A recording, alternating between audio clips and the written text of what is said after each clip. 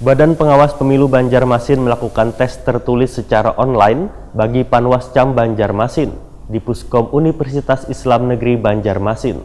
Tes senang dilakukan 5 sesi ini diikuti sebanyak 163 peserta. Dari 163 orang peserta, hanya dipilih 15 orang terbaik yang akan menjadi Panwascam di Banjarmasin.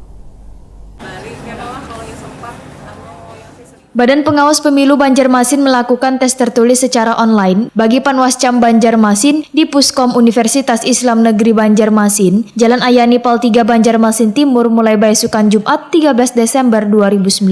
Tes yang dilakukan 5 sesi ini diikuti sebanyak 163 peserta.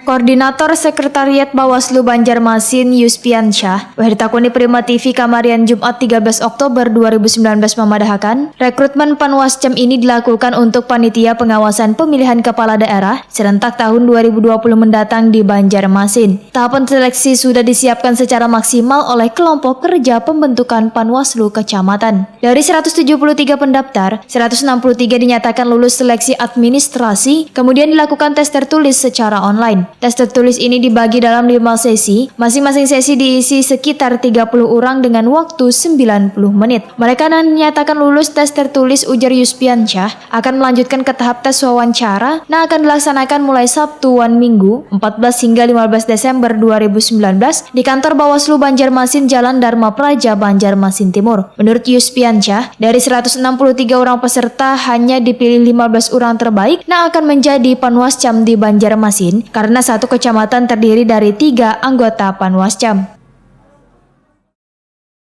Hari ini Bawaslu Kota Banjarmasin telah melaksanakan tes tertulis online bagi calon Panwascam untuk Pilkada tahun 2020, di mana untuk peserta telah mendaftar sebanyak 173 orang.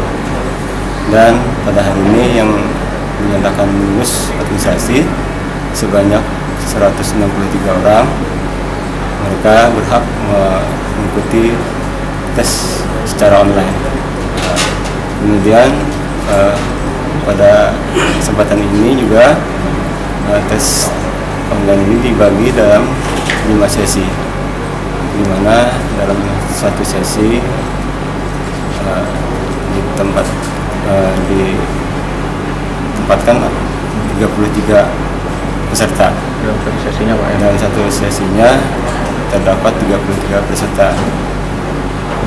Dalam satu sesi dilaksanakan selama 90 menit. Yuspiansyah menambahkan, untuk kelancaran pelaksanaan tes maka pihaknya berkoordinasi dan mengirimkan surat kepada pihak PT PLN Banjarmasin.